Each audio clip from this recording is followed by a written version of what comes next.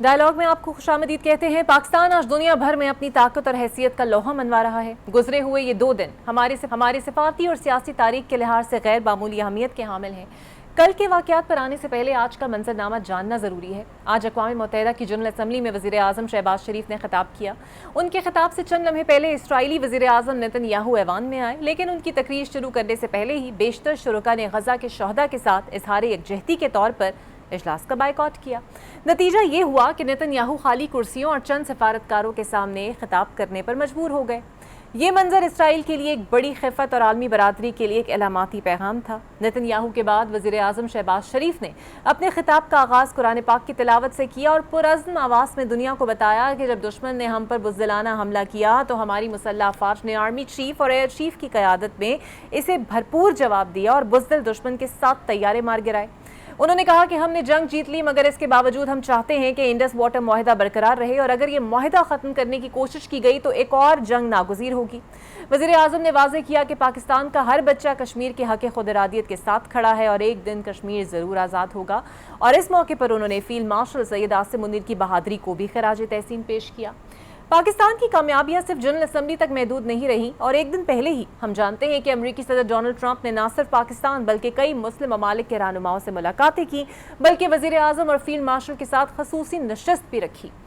इन मुलाकातों में पाकिस्तान को जो प्रोटोकॉल और पजीराई दी गई, उसने दुनिया को ये पैगाम तो दे दिया है कि पाकिस्तान खित्ते में आलमी सियासत में एक कलीदी किरदार अदा कर रहा है। और इसी दौरान सदर ट्रंप ने गज़ा में अमन कायम करने के लिए एक नया मंसूबा भी पेश किया। इन तमाम तर सवालात पर बात करेंगे और मौज़ूआत पर बात करेंगे, और ये भी जानने की कोशिश करेंगे कि ये जो प्लान गज़ा का ट्रंप ने दिया है, ये मंसूबा हकीकत में कितना इम्प्लीमेंट हो सकता है और तमाम मुस्लिम ममालिक इस पर मुत्तफ़िक हो सकेंगे या नहीं। सबसे पहले मेरे साथ मौजूद होंगे बैनुल अक़वामी पर फॉरेन एक्सपर्ट पर माहिर हैं और वाशिंगटन से मुझे ज्वाइन कर रहे हैं, सहाफ़ी हैं, तज्ज़ियाकार हैं, फैज़ रहमान साहब। बहुत शुक्रिया फैज़ साहब आपके वक्त का। सर, इससे पहले कि मैं आपसे गुफ्तगू का आगाज़ करूँ, मैं चाहती हूँ कि पहले ये आप सुन लें जो डोनाल्ड ट्रंप कह रहे हैं। क्या इम्पैक्ट रहा इन मुलाकातों का? फील्ड मार्शल और वज़ीर आज़म से एक तवील नशिस्त हुई। ट्रंप मुस्लिम ममालिक और ख़ुसूसन पाकिस्तान से आखिर चाहते क्या हैं आपकी नज़र में? जी, बहुत बहुत शुक्रिया Iqra, good to be on your show.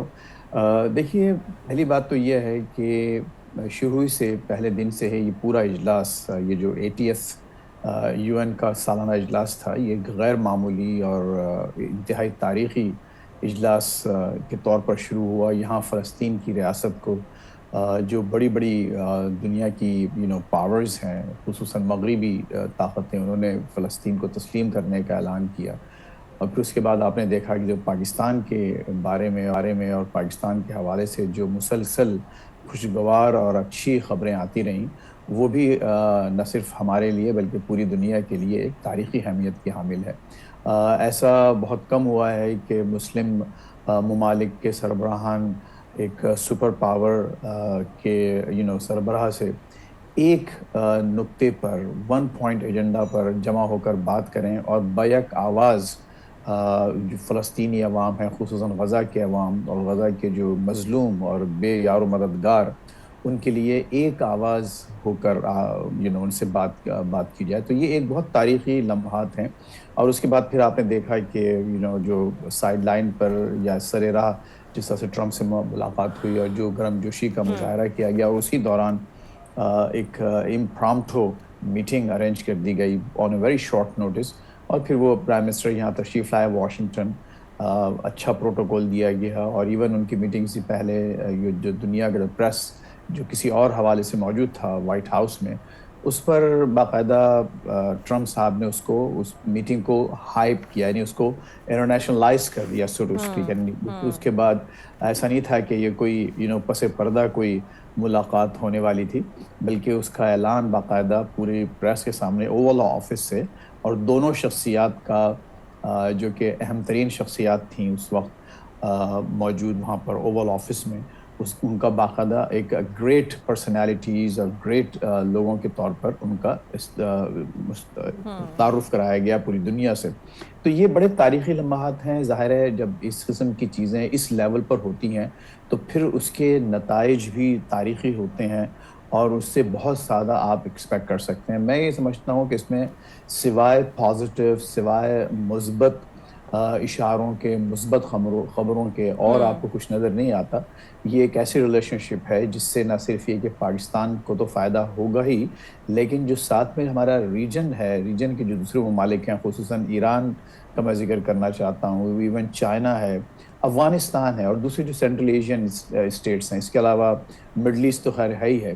یہ تمام جو ریجنل پاورز ہیں، ریجنل ممالک ہیں، ان کے لیے بھی یہ ایک اچھا لمحہ ثابت ہوگا، کیونکہ پاکستان کی جو ایک اہمیت ہے جیو پولیٹیکل، اس کی لوکیشن، اس کی تاریخ، اور اس کا ایک جو مغربی ممالک کے ساتھ ایک جو پرانا تعاون. دیکھیں نا، ہمارے ناظرین جانتے ہوں گے جب پاکستان وجود میں آیا، پاکستان کے پہلے پرائم منسٹر نواب لیاقت علی خان کو جب یہ چوائس دیا گیا کہ وہ دونوں طرف سے ان کو دعوتیں تھیں، سوویت یونین سے بھی انویٹیشن آئی ہوئی تھی جو کہ اب سکڑ کر رشیا ہو گیا ہے، ٹوٹ چکا ہے، لیکن اس وقت بہت it was the other super power, communism کا بلاک کا وہ سربراہ تھا. اس کے علاوہ یہاں پر آپ کے واشنگٹن سے دعوت گئی، تو انہوں نے اپنی تاریخ، اپنی ثقافت، اپنا جو ہمارے عقائد ہیں، ان سب کو دیکھتے ہوئے اس وقت کے حکمران نے، خصوصاً نواب لیاقت علی خان صاحب نے یہ فیصلہ کیا کہ وہ واشنگٹن آئیں گے. تو یہ تاریخ وہاں سے شروع ہوتی ہے اور یہ کنٹینیویشن ہے. ٹھیک ہے، اپس اینڈ ڈاؤنز آئے ہیں، امریکہ نے کچھ ہمارے ساتھ زیادتیاں کی ہیں، کچھ ہم نے بیوقوفیاں کی ہیں، لیکن حقیقت یہ ہے کہ امریکہ اور پاکستان کا تعلق ایک ایسا ہے جو کہ جاری رہے گا. سر آپ کو کیا لگتا ہے، جی آپ کو کیا لگتا ہے تعلقات آبویسلی ایک نئی طرح سے نئے نہج پہ اور ایک نئے عروج پر جا رہے ہیں، ٹرمپ مسلسل پاکستان کی تعریف بھی کر رہے ہیں، سننے میں بڑا اچھا لگتا ہے، کن پہلوؤں پر ہمیں محتاط رہنے کی ضرورت ہے، اسپیشلی جب ہم ٹرمپ کی انپریڈکٹیبل پرسنالٹی بھی جانتے ہیں؟ دیکھیے، اس وقت ٹرمپ جو ہیں تقریباً 3.25 سال، 3.5 سال اور رہیں گے پریزیڈنٹ، اور اس کے بعد کچھ نہیں کہا جا سکتا کہ کیا دوبارہ ریپبلکنز آئیں گے یا ڈیموکریٹس آئیں گے. اگر ڈیموکریٹس آ گئے دوبارہ واپس تو ظاہر ہے پھر ایک آپ کو تھوڑا بہت ایک تبدیلیاں دیکھنا شروع کریں گے آپ اسی ریلیشن شپ میں. لیکن اگر ریپبلکن ایڈمنسٹریشن کنٹینیو کرتا ہے تو امید یہ ہے کہ یہ جو اس وقت جو تعلقات اسٹیبلش ہو رہے ہیں وہ کنسسٹنٹلی اسی لیول پہ رہیں گے، تھوڑے بہت رد و بدل کے ساتھ. لیکن پاکستان کو کیا کرنا چاہیے؟ پاکستان کے لیے سب سے جو بہتر ایک کورس ہوگا، کورس آف ایکشن، وہ یہ ہوگا کہ جو اس وقت پاکستان کو مراعات دی جا رہی ہیں یا پاکستان کے لیے جو اپرچونٹیز کھل رہی ہیں اس ریلیشن شپ سے، اس کا فائدہ اٹھائے اور فوری طور پر اٹھائے. بہت شکریہ فیض رحمان صاحب آپ کے وقت کا. Now south Asian analyst and foreign affairs expert Michael Kugelman is joining me from Washington. Thank you very much, Michael, for your time. I want to ask you that right now, indeed, Pakistan is having its movement and in the significant spotlight in global geopolitics because of the close strategic ally of the Gulf sector. What Washington thinks about it? Yeah, I mean, as I said before, thanks for having me. Pakistan is at an advantage here because it has a significant amount of strategic utility in the Middle East because it has very close and indeed special relations with a number of the key power brokers in the Middle East, and that certainly includes, in particular, the Arab Gulf states, but also Iran. Pakistan has a relationship with Iran that has really stabilized in recent years, and I think that for the Trump administration, there's a view that Pakistan can be helpful, and perhaps particularly in an Iran context. The Trump administration has open channels to engage with its own good friends in the Middle East. But Iran is a problem. I mean, Iran is, of course, it's a hostile relationship with the U.S., and so the U.S. can't easily engage with Iran, and it may see Pakistan as a country that can serve as a messenger to try to say to Iran, look, now's not the time to escalate. Let's push for de-escalation. So that might be a very specific way that the Trump administration would see Pakistan potentially being helpful in all this churn in the Middle East. Okay, Michael, there is a news circulating that regarding the pact between the Pakistan and Saudi Arabia, America was already on board on it and was agree on it. And in the recent meeting, the agreement with the Qatar has also been discussed, and America has welcomed it as well. Right. Yeah. I mean, I don't know, though. My own view all along has been that there must have been an opportunity for the U.S. to weigh in on this pact. No reason to think that the U.S. would have opposed the pact in the sense that Saudi Arabia is a close partner of the United States, and the U.S. these days looks upon Pakistan very favorably, given that the Trump administration is all about its allies and partners doing more with burden sharing. I think that perhaps the U.S. would be happy that some other country is stepping up to try to provide security to Saudi Arabia. Exactly. I really want you to comment on it that Trump's actually really loved to call himself as a peace ambassador and always boast about it that he is the one who's actually creating the peace in the subcontinent as well. He actually gave the idea to have a peace in Gaza and giving a plan on it. Do you really think that Trump plan would actually be viable in the coming days and it would be acceptable by the Gulf countries, including Pakistan?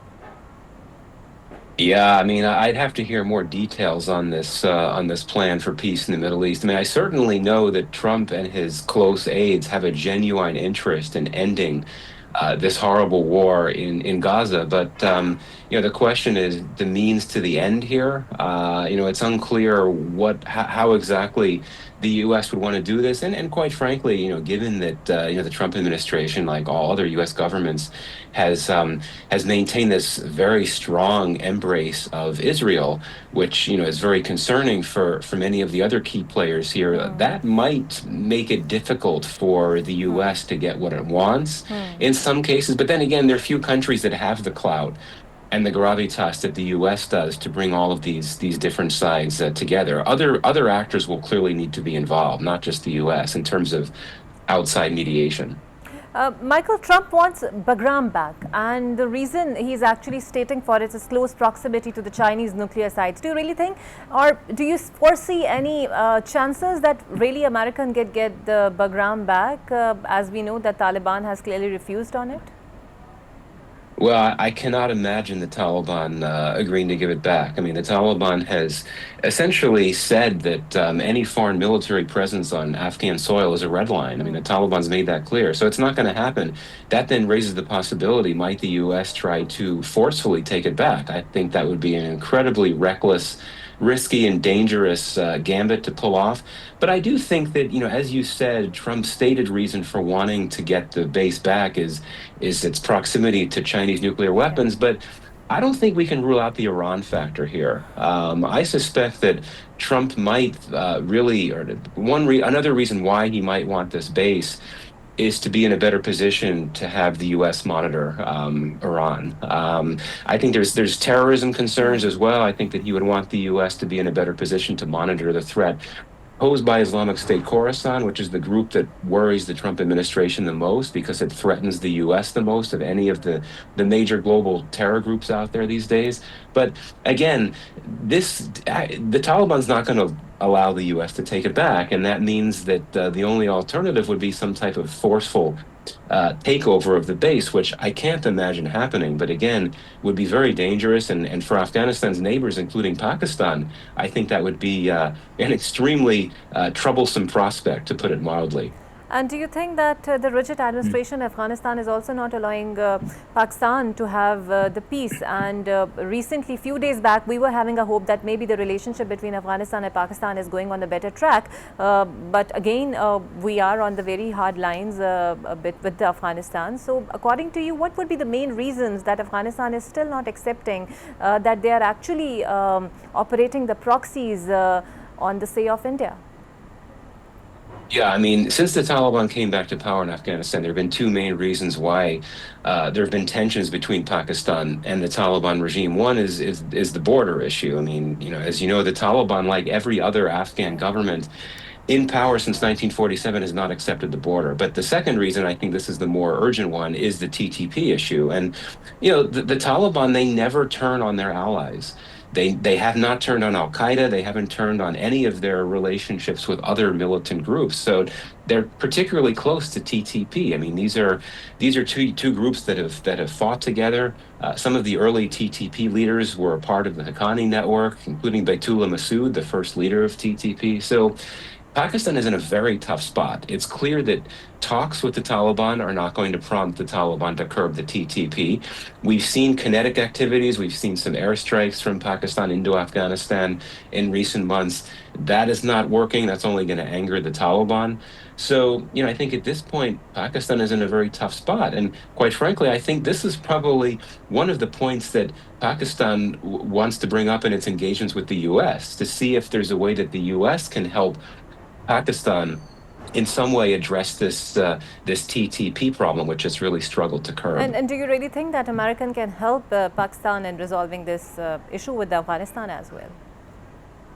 Yeah, it's very difficult. I mean, we know that for the U.S., its main terrorism concern in the region is Islamic State Khorasan, because that's the group that threatens the U.S. The TTP no longer threatens the U.S. But, if you look at the latest U.S. intelligence estimates, the most recent one does define TTP as a potential future threat to the U.S. And that's because of the fact that it used to target the U.S. So it depends on the nature of how the U.S.-Pakistan relationship plays out. It depends on how the counterterrorism dialogue plays out.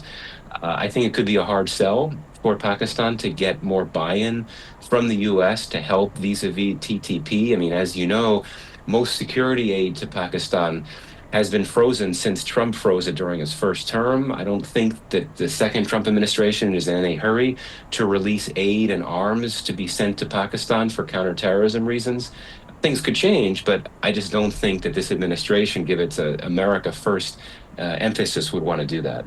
Okay, thank you very much, Michael Kaguman, for your very analysis and your time. एक break ले लेते हैं नाज़रीन, break के बाद आपसे मिलते हैं. Welcome back. डोनाल्ड ट्रंप की मुस्लिम ममालिक के रहनुमाओं से मुलाकातें, फिर वज़ीर आज़म शहबाज शरीफ और फील्ड मार्शल के साथ तवील नशस्त ने पाकिस्तान को सिफाती मैदान में एक नई अहमियत दी है.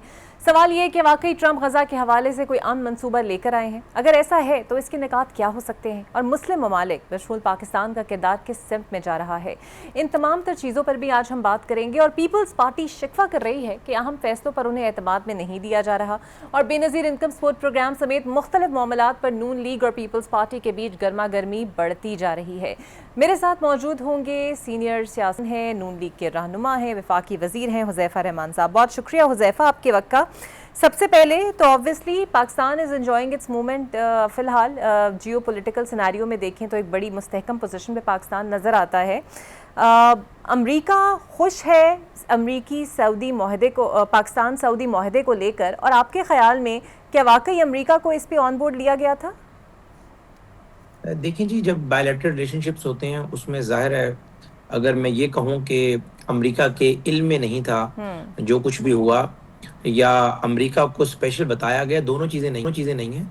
ज़ाहिर है अमेरिका दुनिया का यानी सफ़े अव्वल का सुपर पावर है, और उनकी जो इंटेलिजेंस एजेंसीज़ हैं उनको भी ज़ाहिर है CIA दुनिया में नंबर 1 है, तो ज़ाहिर है उनके पास सारी मालूमात थी पड़ी.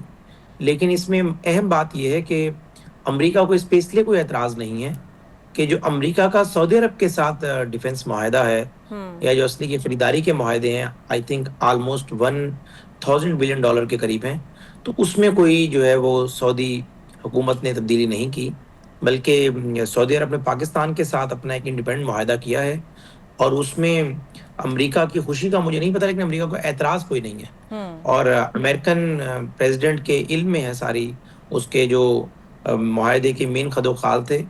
सऊदी हुकूमत ने यकीनन अमेरिका का, चूँकि वो एक लंबा इत्तेहादी है, एक लंबे अरसे से, उनसे ज़रूर शेयर किए होंगे जी.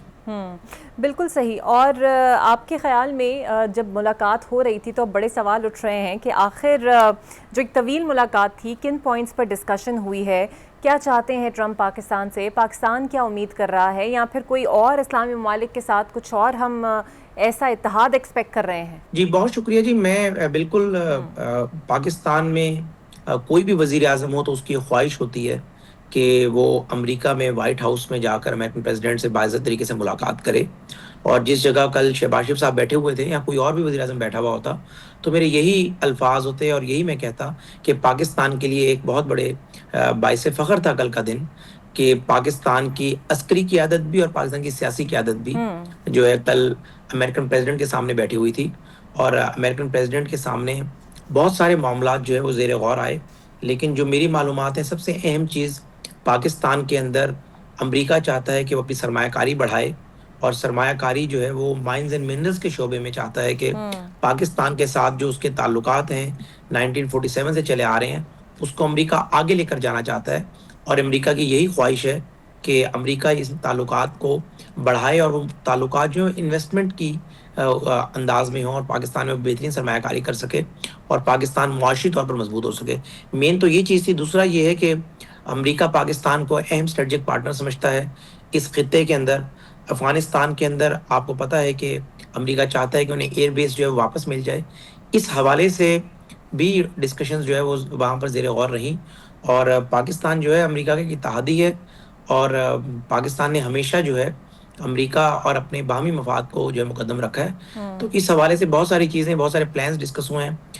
اسرائیل کے معاملے کے اندر جو ڈونلڈ ٹرمپ کا سٹیٹمنٹ سامنے آیا اس حوالے سے بھی پاکستان نے بات رکھی کہ ایران پر پہلے اسرائیل نے حملہ کیا یا اس کے علاوہ گلف کے دیگر ممالک میں بھی اسرائیل جو ہے وہ حملہ کر رہا ہے. تو ایسی صورتحال کے اندر ڈونلڈ ٹرمپ جو ہے وہ آلریڈی ان چیزوں کو انڈرسٹینڈ کرتے ہیں.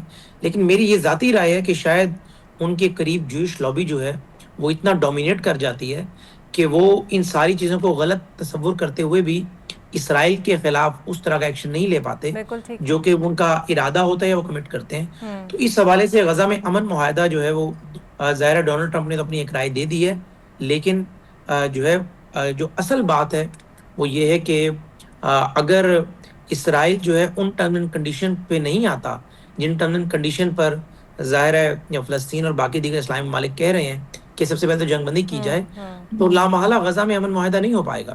اچھا حذیفہ پہلے اسحاق ڈار صاحب نے بھی کہا تھا کہ معاہدوں کی تو شروعات ہیں ابھی اور بھی ہوں گے. تو یہ ملاقات میں شاید قطر کے ساتھ بھی ہمیں سننے میں آ رہا ہے کچھ یا پھر کسی اور ممالک کے ساتھ بھی معاہدوں کی ڈیٹیلز ڈسکس ہوئی ہیں ٹرمپ کے ساتھ. جی دیکھیں جی اہم بات تو یہ ہے کہ قطر جو ہے وہ بھی پاکستان کا ایک بڑا اتحادی ہے. پاکستان سے کاروباری مراسم بھی ہیں اور گلف میں قطر کی بڑی اہمیت ہے اور قطر کے امریکہ سے بھی اتنے ہی مضبوط تعلقات ہیں. امریکہ کے پاس سب سے بڑا جو بیس ہے اس پورے ریجن میں وہ قطر میں ہی ہے. تو لیکن قطر کی خواہش ہے اور میرے خیال سے آنے والے چند دنوں میں آپ پاکستان اور قطر کے درمیان بھی جو سعودی عرب کے ساتھ دفاعی معاہدہ ہوا ہے اسی نوعیت کے کسی ڈیفنس ایگریمنٹ کی خبر سنیں گے اور انشاءاللہ تعالیٰ اس طرح کے ڈیفنس ایگریمنٹ سے اسلامک دنیا بھی مضبوط ہوگی اور پاکستان بھی زیادہ اسٹرینتھن ہوگا. پاکستان کو ایک نئی مارکیٹ مل رہی ہے. پاکستان کی وارڈینس فیکٹری ہو, پاکستان جو JF-17 چائنا کے ساتھ مل کر بناتا رہا ہے اس کی فیکٹری ہو, تو یہ ساری چیزیں سے پاکستان ظاہر ہے اگر ان دونوں مارکیٹس میں اپنے اکوپمنٹ کو بھی ظاہر ہے فروخت کرے گا اور ایک ڈیفنس سپورٹ بھی دے گا تو لامحالہ اس پہ آپ کی معیشت پہ بھی مثبت اثرات مرتب ہوں گے. تو میری جو معلومات ہے میرے خیال سے آنے والے چند دنوں میں قطر اور دیگر UAE ہے اس میں ان سے بھی جو ہے ڈیفنس ایگریمنٹ ہو سکتے ہیں. جی بالکل صحیح. اچھا یہ بتائیے گا پیپلز پارٹی اور نون لیگ میں آخر چل کیا رہا ہے کہ عوام یہ سمجھتے ہیں کہ جناب دونوں اتحادی ہیں لیکن ابھی جو ریسنٹ لفظی گولہ باری ہو رہی ہے چاہے وہ بے نظیر انکم سپورٹ کے پروگرام کے تحت ہو رہی ہو یا پھر مریم نواز صاحبہ کے وہ سخت جملے ہوں جو کہ انہوں نے کل بولے ہیں بلکہ یہاں تک آئے کہ کوئی پنجاب کی طرف انگلی کرے گا تو انگلی توڑ دوں گی, پنجاب کی فکر کے بجائے آپ سندھ کو دیکھیں. آپ کو نہیں لگتا obviously پاکستان ہے, چاروں صوبے ہمارے ہیں, صوبائیت کا رنگ کچھ زیادہ آ رہا ہے اس ڈیبیٹ کے اندر؟ نہیں دیکھیں مریم نواز صاحبہ کی اگر آپ سیاست پہ روشنی ڈالیں آج تک انہوں نے اس طرح کی جو ہے سخت بات کبھی نہیں کی اور بطور وزیر اعلیٰ پنجاب بھی انہوں نے بڑی مفاہمت کے ساتھ جو ہے پورا اپنا 1.5-2 سال کا ٹینیور گزارا ہے. پیپلز پارٹی کو بڑا سپیس دیا ہے. ملتان میں جب وہ گئیں تو انہوں نے اپنے ارکان پارلیمنٹ کو بعد میں بلایا, پہلے پیپلز پارٹی کے ارکان پارلیمنٹس کو مدعو کیا گیا اور انہیں عزت دی. پورے سیلاب کے دوران بھی آپ نے دیکھا ہوگا یوسف گیلانی صاحب کے بیٹے کو 7-8 کلب کے اندر باقاعدہ ایک دفتر دیا گیا ہے. تو یہ ساری چیزیں ایک طرف ہیں لیکن پیپلز پارٹی مسلسل جو ہے وہ ہر معاملے پہ جب اس طرح کی زبان استعمال کرتی ہے, بلیک میلنگ کرتی ہے جو کہ ایک اتحادی ہونے کے ناطے نہیں ہونا چاہیے. اور بے نظیر انکم سپورٹ پروگرام کے حوالے سے میں نے تو مریم نواز صاحبہ کی گفتگو کل سنی ہے، لیکن میں نے پرسوں ایک ٹاک شو میں یہی بات کی ہے کہ 10-15 ہزار سے آپ کسی بھی بندے کے سیلاب سے جو متاثر ہے اس کی مدد نہیں کر سکتے. اور ظاہر ہے سیلاب متاثر بہت سارے علاقوں میں بہت سارے لوگ متاثر ہوئے ہیں، لیکن بے نظیر انکم سپورٹ پروگرام میں انرول نہیں ہے. تو اس حوالے سے یہ تو ہو سکتا ہے کہ بسپ کا پیسہ آپ استعمال کریں، لیکن میکینزم جو ہے وہ ٹوٹلی ڈیفرنٹ ہوگا. صوبائی حکومت سے مشورہ لیے بغیر نہیں ہو سکتا، اور انہوں نے اس کو ذرا مزید کھول کر بیان کیا.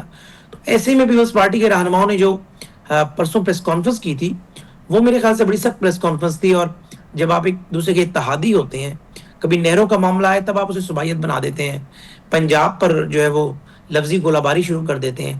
اسی طریقے سے اب یہ والا معاملہ آیا، اس سے پہلے پیپلز پارٹی پنجاب میں اپنا شیئر لینے کے حوالے سے جو ہے وہ اس طرح کی چیزیں کرتی رہی. تو مریم نواز صاحبہ انتہائی شائستہ انداز میں اپنے اتحادیوں کو، خاص طور پہ پیپلز پارٹی کو لے کر چل رہی ہیں. لیکن پیپلز پارٹی کو بھی غور کرنا چاہیے کہ آپ اگر ایک صوبائی چیف ایگزیکٹو کو دیوار سے لگانے کی کوشش کریں گے یا ہر دوسرے تیسرے مہینے کوئی بلیک میلنگ والی بات کریں گے تو صبر کا پیمانہ لبریز ہو جاتا ہے. اور پھر اتحاد میں ظاہر ہے اس قسم کی نوبت آتی ہے جو کل آئی. اور مریم نواز صاحبہ نے جو بات کی وہ ظاہر اسی لیے کی کہ مسلسل پنجاب کو جو ہے بندوق کی شست پہ رکھ رہے ہیں، چاہے کے پی کے ہو وہ پنجاب پہ بات کرتا ہے، چاہے سندھ ہو، چاہے ایون کہ بلوچستان ہو. حالانکہ پنجاب بڑا دل رکھتا ہے، کبھی پنجابیوں نے، کبھی پنجاب کے وزیر اعلیٰ نے پنجابیت کی بات نہیں کی کسی بھی جماعت سے ہوں. لیکن مسلسل اگر آپ پنجاب کو بڑا بھائی ہونے کے ناطے کچلتے جائیں گے، رگڑتے جائیں گے، تو ظاہر ہے صوبائی چیف ایگزیکٹو ہونے کے ناطے ان کی اتنی ذمہ داری تو ہے کہ وہ اپنے صوبے کی عوام کا تحفظ کریں اور اپنے صوبے کے حقوق کی بات کر سکیں. لیکن جب وہ یہ کہتے ہیں کہ انہیں آن بورڈ نہیں لیا جاتا، جس طرح سعودی معاہدہ ہوا ہے اس پر آن بورڈ نہیں لیا گیا، ندیم افضل چند صاحب بھی یہی کہتے ہیں، تو پھر اگر اتنا اختلاف ہے تو پھر مجبوری کیا ہے پیپلز پارٹی کو کہ وہ اتحاد کا بوجھ بھی اٹھا رہی ہے، نورا کشتی بھی عوام کو الجھانے کے لیے جاری رکھی ہوئی ہے؟ دیکھیے میں اس طرح کی بات تو نہیں کہوں گا کہ پیپلز پارٹی اتحاد سے علیحدہ ہو جائے، لیکن ہم نے تو پیپلز پارٹی کو ایک سے زیادہ مرتبہ دعوت دی کہ آپ مرکزی حکومت کا حصہ بن جائیں، آپ وزارتیں لے لیں، آپ قانون سازی کا حصہ تو ہیں، آپ فیصلہ سازی کا بھی حصہ ہوں. اگر پیپلز پارٹی وزارتیں اس لیے نہیں لیں کہ حکومت تو ڈوب جائے گی، آئی ایم ایف کا پروگرام بحال نہیں ہوگا، مہنگائی عروج پر ہے، بجلی کے بلوں میں کمی نہیں کر پائیں گے، اور لیکن شہباز شریف صاحب نے پرفارم کر کر دکھایا. تو آج جب حکومت فیصلے انڈیپینڈنٹلی لے رہی ہے، دیکھیں فیصلے کیبنٹ نے لینے ہیں، پرائم منسٹر اینڈ اس کیبنٹ، یہ فیڈرل گورنمنٹ کی ڈیفینیشن ہے. اس کے اندر بہت ساری چیزیں سٹیک ہولڈر سے مشاورت ضرور کی جاتی ہے. آصف علی زرداری صاحب پریزیڈنٹ آف پاکستان ہیں، ان کے علم میں تھا جب سعودی عرب سے معاہدے کی بات چل رہی تھی، لیکن وہ ایک رہنما اٹھے اور وہ کہے جی مجھ سے مشورہ نہیں لیا گیا، تو یہ نامناسب بات ہے. اگر آپ کو اتنا زیادہ حکومت کے فیصلوں میں ریلیونٹ ہونے کا شوق ہے تو آپ کو کیبنٹ کا حصہ بننا چاہیے تھا. کیبنٹ کے حصے کے لیے آپ کو بار بار کہا گیا، آپ نے کہا نہیں جی میں نہ مانوں والی پالیسی ہے. اور جب آپ کو جو ہے کیبنٹ کا حصہ بننے سے آپ خود انکوائری ہوئے اور حکومت خود سے کوئی فیصلے لے رہی ہے، اس کے جو بھی نتائج ہوں اچھے ہوں یا برے ہوں، لیکن حکومت کوشش کر رہی ہے کہ ملک کے لیے بہترین فیصلے لیں، تب آپ اس پہ اعتراض ہو رہے ہیں. تو یہ دوہری پالیسی ہے. میرے خیال سے پیپلز پارٹی کی قیادت کو بیٹھ کے سوچنا ہوگا. اس طریقے سے نہ 21ویں صدی کا پاکستان آگے بڑھ سکتا ہے، نہ اس نیریٹو پر آپ پنجاب میں بھی سیاست زندہ کر سکتے ہیں، اور نہ اس طریقے کار سے آپ جو ہے پاکستان کے اندر کوئی ہیلتھی جو ہے وہ ایک اتحادی کا روپ لے کر سکتے ہیں. تو اس پہ سوچنا چاہیے، بلاول صاحب کو بھی سوچنا چاہیے، زرداری صاحب کو بھی سوچنا چاہیے. اس سے زیادہ ظاہر ہے میں اب کیا کہوں، ہماری اتحادی ہیں وہ. بالکل ٹھیک ہے. ایک آخری سوال، آپ جانتے ہیں کل پشاور میں پی ٹی آئی کا جلسہ ہونے جا رہا ہے، کچھ لگتا ہے آپ کو کچھ امپیکٹفل یہ جلسہ ہوگا؟ پشاور میں ہو رہا ہے، وہ کہتے ہیں مزاحمتی سیاست کا آغاز ہے ہماری. دیکھیں جی مزاحمتی سیاست کا آغاز تو 3 مرتبہ اسلام آباد پر چڑھائی کر کے دے چکے ہیں، جس میں صوبائی حکومت جو کے پی کے کی ہے اس کی پوری سپورٹ تھی، ریاستی مشینری ساتھ تھی، وزیر اعلیٰ کے پی کے اپنے ذاتی مسلح پولیس ملازمین کے ساتھ جتھوں کی صورت میں اسلام آباد پر چڑھائی کی. لیکن کیا امپیکٹ ہوا؟ کیا آپ نے بانی تحریک کو رہا کرا لیا؟ کیا آپ نے جو ہے حکومت کا تختہ الٹ دیا؟ بانی تحریک انصاف کی رہائی اگر ہوگی تو عدالتوں کے ذریعے ہوگی، چونکہ انہیں سزائیں عدالتوں نے دی ہیں. اور اگر آپ صوبائی حکومت کے فنڈ کو استعمال کر کر صوبائی حکومت کی ایکسٹرا آرڈنری سپورٹ لے کر پشاور میں بڑا جلسہ کر لیتے ہیں اور آپ کا ٹارگٹ 20,000 بندے اکٹھے کرنے کا ہے، میں بڑی بات کرتا ہوں 40,000 بندہ بھی اکٹھا کر لیں اس پہ کوئی امپیکٹ نہیں آنا. امپیکٹ اگر آپ نے ڈالنا تھا آپ لاہور میں جلسہ کرتے، آپ کراچی میں جلسہ کرتے. آپ دیکھیں کبھی بھی کسی بھی اپوزیشن کو کوئی بھی حکومت لکھ کے کبھی اجازت نہیں دیتی. عوام ہمیشہ اجازت کی ضمانت ہوا کرتے ہیں. آپ جلسہ اناؤنس کرتے ہیں, ڈی سی کو اپلائی کرتے ہیں, ڈی سی اجازت نہیں دیتا, آپ کمشنر کے پاس اپیل کرتے ہیں, وہاں سے اپیل ریجیکٹ ہوتی ہے, آپ ہائی کورٹ جاتے ہیں. ہائی کورٹ اگر آپ کو وہ جگہ الاؤ نہیں کرتی تو کوئی نہ کوئی جگہ الاؤ کر دیتی ہے. اگر آپ کو لاہور شہر میں جلسہ نہ کرنے دیا جاتا تو لاہور کے مضافات میں کوئی جگہ دے دی جاتی. آپ وہاں 1 لاکھ بندہ اکٹھا کریں اور بتائیں بے نظیر بھٹو 1986 میں جب لینڈ کیا ان کا طیارہ لاہور میں تو پیپلز پارٹی حکومت میں تو تھی. کہتے ہیں کہ وہ جلسہ کرنے کے لیے نکلتے ہیں تو پکڑ دھکڑ آپ لوگ شروع کر دیتے ہیں, انہیں اسپیس ہی نہیں میں نے دیتے. آپ کو وہی بات کی کہ عوام جو ہے جلسوں کی مقبولیت, ان کی کامیابی اور ان کی اجازت کی ضمانت ہوا کرتے ہیں. اگر ماسز آپ کے ساتھ ہوں تو کوئی آپ کو جلسے سے نہیں روک سکتا. حکومت جتنا مرضی پکڑ دھکڑ شروع کر دے, اگر آپ کے پاس بندے ہی 2 4 5 10 ہوں اور آپ کا مقصد ہم نے لبرٹی چوک بلاک کر دینے, صرف انتشار پھیلانا ہے, اور کوئی آپ نے مثبت جو ہے وہ پروگریسو رول پلے نہیں کرنا, پھر حکومت نے ظاہر ہے rate of the government establish کرنی ہے. ایک طرف آپ اجازت بھی نہیں دیتے, پھر دوسری طرف آپ بتا دیتے ہیں. لیکن سوال پھر وہی ہے کہ واقعی کیا یہ مومنٹم پی ٹی آئی کل کے جلسے سے گین کر پائے گی یا نہیں, یہ تو کل ہی ہمیں پتہ چلے گا. ایک بریک لیتے ہیں, بریک کے بعد آپ سے ملتے ہیں. Welcome back. اور اب مجھے جوائن کر رہے ہیں رکن قومی اسمبلی, سینئر سیاستدان اور قانون دان شیر افضل مروت صاحب. بہت شکریہ سر آپ کے وقت کا. مروت صاحب, میں آپ سے یہ جاننا چاہوں گی سر, پی ٹی آئی کے جلسوں کے حوالے سے اکثر آپ کی پریڈکشن صحیح ثابت ہوتی ہیں. کل کے جلسے کے حوالے سے آپ کی کیا رائے ہے؟ کوئی بڑا امپیکٹ فل جلسہ ہم ایکسپیکٹ کریں؟ میری تو دعائیں اور نیک تمنا ان کے ساتھ ہیں کہ اللہ ان کو کامیاب کرے. لیکن ماضی کے تجربات کو دیکھتے ہوئے, خصوصاً 9 مئی کے بعد جو جلسے جلوس ہم نے کیے, جلسے اور جلوس ان اسپیسیفک حالات میں کامیاب کرنے کے لیے جو اسٹریٹجی, جو طریقہ کار, جو کوارڈینیشن درکار ہوتی ہے, وہ نہ 5 اگست کے جلسے میں نظر آئی, نہ 14 اگست کی ایکٹیویٹی میں نظر آئی, اور نہ یہ جو کل کا جلسہ ہو رہا ہے اس میں مجھے نظر آئی ہے. نہ کوئی موٹیویشن دی گئی. اگر صرف پی ٹی آئی کے ورکر کو ہی بلانا ہے, عام پاکستانی کو نہیں بلانا ہے, کیونکہ جلسہ تو تبھی 4-5 لاکھ لوگ جمع ہو سکیں گے جب عام پاکستانی جائے گا. پی ٹی آئی کا ورکر جو ہیں وہ اگر بہت سارے بھی چلے جائیں تو تب بھی 4-5 لاکھ کی جو ٹارگٹ ہے اس کو ایچیو کرنا ممکن نہیں ہوگا. جو وزیر اعلیٰ کے پی ہے اس نے مکمل کوشش کی ہوئی ہے, تمام اپنے وسائل M P As M N As کے ذریعے کوشش کر رہے ہیں کہ بھیڑ بڑی اکٹھی ہو سکے. لیکن میری رائے میں جو ہے شاید وہ یہ جلسہ جو ہے وہ ممکنہ جو توقعات ہیں وہ اس پہ شاید نہ پورا اتر سکے, کیونکہ کوئی موٹیویشن کا ایکسرسائز نہیں ہوا ہے, نہ ترغیب دی گئی ہے, نہ کوئی ویڈیوز بنائی گئی ہیں, نہ مجھے کوئی کوارڈینیشن نظر آئی. اور ایک بات میں یہاں اس حوالے سے کہہ دوں کہ اس جلسے کی بہت ہی زیادہ سگنیفیکنس ہے, کیونکہ ایک تو یہ کے پی میں ہو رہا ہے تو یہ گلا تو ہو ہی نہیں سکتا ہے کہ جی روڈ بند کیے گئے یا آنے نہیں دیا گیا. دوسری بات یہ ہے کہ پورے کے پی میں کروڑوں ووٹ پڑے ہیں پاکستان تحریک انصاف کو, گورنمنٹ وہاں پہ ہیں, تو لہذا اگر یہ جمع غفیر اتنا ہی اکٹھے ہو جاتا ہے جتنی توقع خان صاحب کو ہیں, اور جو پاکستان میں میڈیا کو یا پاکستان میں سیاست پہ جو ہیں لوگوں کو حیران کر دیں, تو پھر تو خوشائن بات ہے. لیکن اگر خدا نخواستہ یہ جو مجمع ہے وہ توقعات پہ پورا نہیں اترتا ہے تو پی ٹی آئی کی سیاست کو جو ہے بڑا دھچکا لگے گا, اور آنے والے وقت میں جو مومنٹم گین کرنا ہے وہ مومنٹم بھی گین نہیں ہو سکے گا اور حوصلہ شکنی ہوگی. یہ اہمیت رکھتا ہے. اور کل کا جلسہ جو ہے اس پہ تمام میڈیا پوری پاکستان کی سیاست کی نظریں لگی ہوئی ہیں کہ مجمع کتنے سائز کا جو ہے وہ بنایا جاتا ہے یا پیدا کیا جاتا ہے. تو مروت صاحب, آپ سر شامل ہوں گے اس جلسے میں؟ آپ نے سوچا ہے اس حوالے سے کچھ؟ میرا کوئی جانے کا ارادہ نہیں ہے. بالکل ٹھیک ہے. میں ایک تو مجھے دعوت ہی نہیں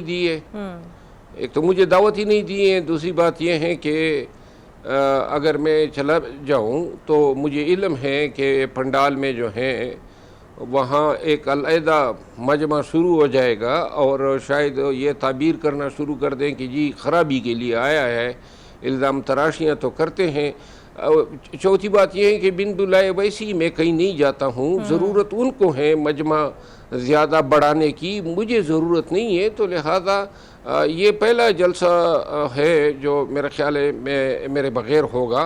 और मैं ये देख रहा हूँ कि अगर ज़्यादा मतलब है कि कोशिश और काविश ये डाल भी दे तो तब भी ये अब एक दिन में कुछ नहीं कर सकते हैं। बहरहाल इसके बावजूद जो हैं देखते हैं कि कल क्या होता है।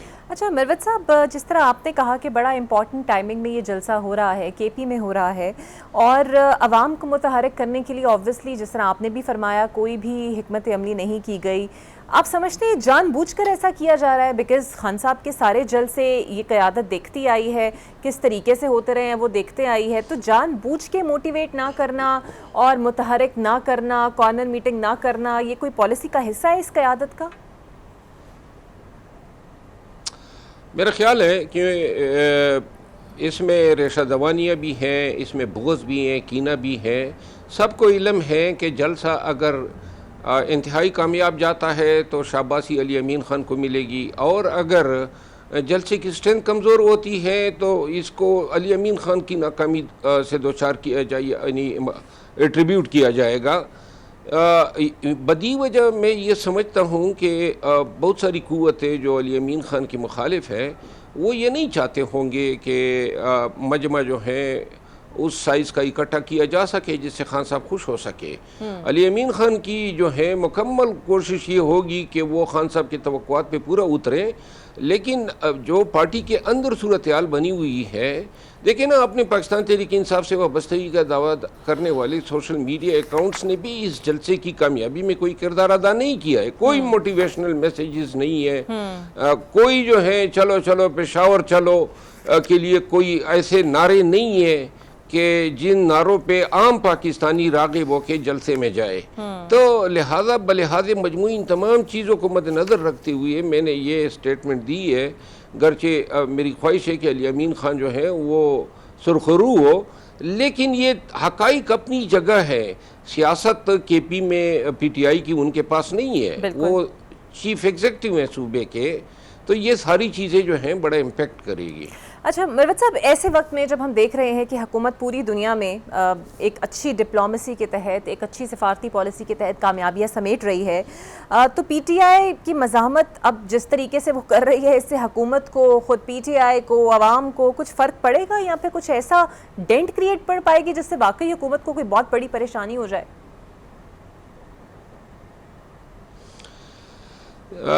गुजारिश ये है कि हुकूमत की जो डिप्लोमेटिक कामयाबियाँ हैं जिसका आपने ज़िक्र किया, ख़ुसूसन जो अभी अमेरिका का विज़िट हुआ या जो डिफेंस पैक्ट हुआ किंगडम ऑफ सऊदी अरेबिया के साथ, या इससे कबल जो जंग में कामयाबी हुई है, ये हुकूमत पाकिस्तान का एटॉमिक पावर होने की वजह से, एक बड़ा मुल्क होने की वजह से, फिर इसकी जो जीव स्ट्रेटेजिक पोजीशन है इलाकाई रीजन की सियासत में, इन तमाम चीज़ों ने और दुनिया में जो इंटरनेशनल पॉलिटिक्स में जो नई ग्रुपिंग हो रही है, इसने पाकिस्तान की अहमियत को मज़ीद उजागर किया है। और जो मौजूदा हुकूमत है उसने भी जो सोच अपनाई है या जो फॉरेन पॉलिसी के दायरे का रुख किया है वो उसी सिमत में किया है जिससे ये कामयाबियाँ समेट रहे हैं। और मैं इसलिए ये डिडक्ट करूँगा कि हुकूमत जो है इन्होंने मौजूदा जो आलमी हालात हैं उसका सही जो है एक्सप्लॉइट किया है, फ़ायदा उठाया है। बहुत शुक्रिया आपका। शेर अफजल सीनियर सियासतदान मेरे साथ मौजूद थे। देखते हैं आने वाले दिनों में वाकई कुछ ऐसा होता है और कितना पीटीआई जो है इस जलसे की वजह से कुछ इम्पैक्ट डाल पाएगी। मुझे दीजिए इजाज़त, अल्लाह हाफ़िज़।